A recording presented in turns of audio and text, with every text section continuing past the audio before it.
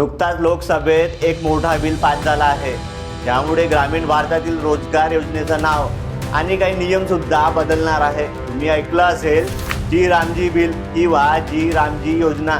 हो मित्रांनो, हाच तो बिल आहे ज्याने लोकसभेत खूप वाद निर्माण केला।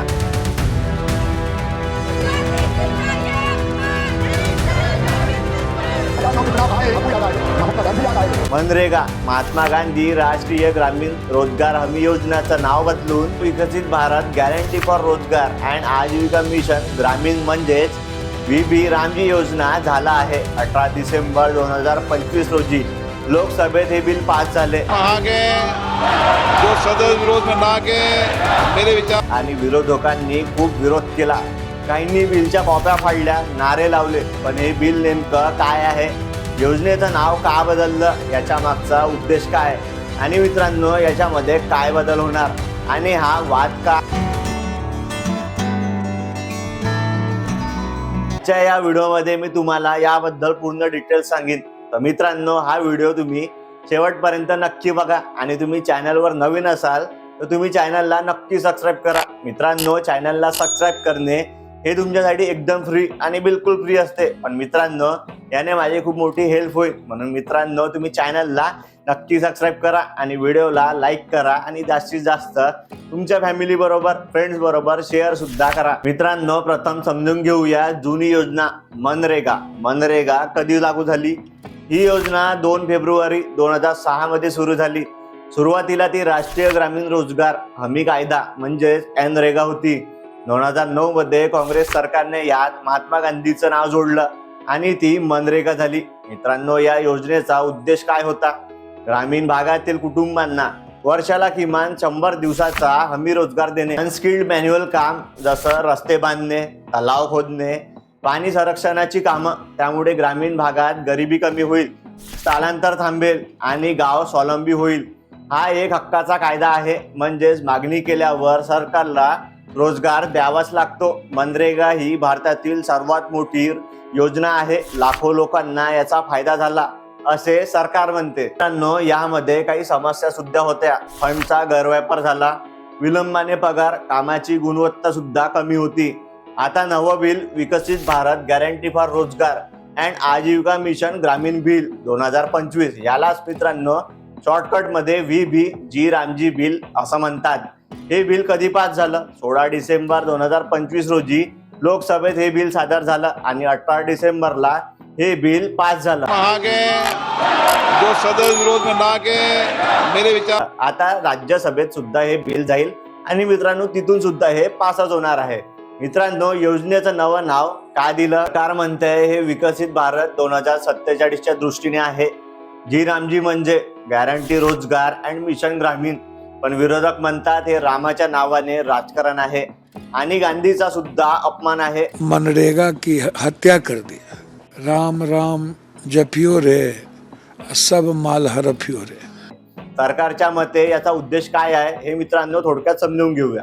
गावाचा सर्वांगीण विकास, गरिबी मुक्त गाव बनवणे, पाणी सुरक्षा, ग्रामीण कनेक्टिव्हिटी कामावर फोकस आणि डिजिटल मॉनिटरिंग वाढवणे, फ्रॉड कमी करणे, विकसित भारताचा भाग म्हणून ग्रामीण अर्थव्यवस्था मजबूत करणे। यांच्यामध्ये मुख्य बदल काय झाले हे बघून घेऊया। मित्रांनो पहिलं, रोजगार दिवस 100 वरून 125 म्हणजेच 25 दिवस वाढवले। 125 दिन की गारंटी है, गारंटी। दुसरं मित्रांनो फंडिंग, पूर्वी केंद्र 90% आणि राज्य 10%, मित्रांनो आता 60-40 म्हणजेच केंद्र 60% आणि राज्य 40%। विरोधक म्हणतात राज्यांवर भार वाढेल आणि योजना कमकुवत होईल।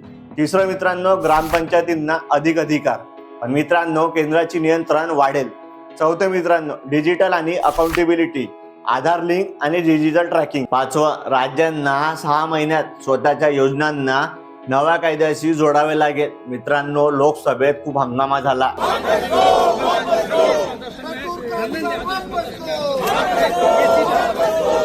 विरोधकांचे मुद्दे काय होते हे समजून घेऊया।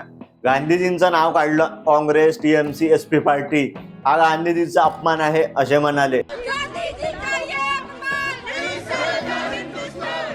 नंतर राहुल गांधी म्हणाले मोदीजींना गांधीजींच्या विचारांची आणि गरिबांच्या हक्कांचा द्वेष आहे। हा हक्काचा कायदा कमकुवत पूर्वी डिमांड केल्यावर म्हणजेच मागणी केल्यावर रोजगार भेटायचा, आता राज्यांवर भार, विरोधी पक्षांच्या राज्यांना अडचण होईल. मग मित्रांनो, सरकारने सुद्धा उत्तर दिले. शिवराज चौहान म्हणाले, गांधीजी आमच्या हृदयात आहे, आम्ही गांधीजींच्या विचारावर चालतो. मैं पूज्य बापू के चरणों में प्रणाम करना चाहता हूँ. बापू हमारी श्रद्धा है, बापू जी हमारे आदर्श है, बापू हमारी प्रेरणा है. त्यांनी पीएम आवास, उज्ज्वला, आयुष्यमान भारत योजनेचा उल्लेख केला. गांधीजींचं नाव 2009 मध्ये काँग्रेसने निवडणुकीसाठी जोडले असं बीजेपीचं म्हणणं आहे. गांधी जी के नाम पर नहीं रखा गया, वो तो नरेगा थी. बाद में जब 2009 के चुनाव आए तो चुनाव और वोट के कारण बापू याद आए, महात्मा गांधी याद आए और तब उसमें हे राम राज्य स्थापनेसाठी आहे, गांधीजीच्या स्थापनेसाठी सुद्धा आहे, गांधीजींच्या स्वराज्याच्या दृष्टीने आहे असं सरकारचं म्हणणं आहे. विरोधकांनी सदनात बिलच्या कॉप्या फाडल्या, नारे सुद्धा लावले, तरी बिल पास झालं.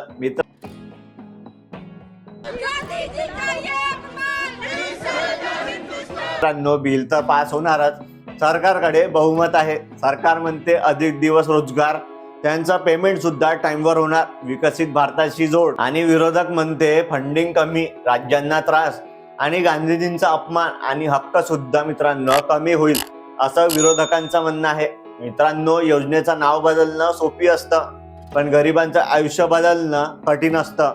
मनरेगा असो की जी योजना, नाव बदललं म्हणून गरिबाच्या हाताला काम येत नाही, पोटात अन्न जात नाही आणि घरात सुख येत नाही. चला, नावही बदललं, ते सर्वांनी मान्य सुद्धा केलं, पण आता पुढचं पाऊल उचला. आता रोजगारही द्या. फलक बदलले, बोर्ड बदलले, घोषणा झाल्या, भाषणं झाली, आता काम सुरू व्हायला हवं. 100 दिवसाचा रोजगार 125 झाला, पण हा कागदावर नाही, जमिनीवर दिसायला हवा.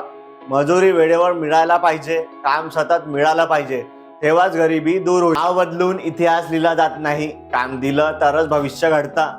आता गरिबांचा आवाज एकच आहे, नावही बदललं, आता रोजगारही द्या, तेव्हा योजना खऱ्या अर्थाने यशस्वी ठरेल. मित्रांनो, तुम्हाला काय वाटते? तुम्ही तुमचं मत मला कमेंटमध्ये नक्की सांगा. धन्यवाद.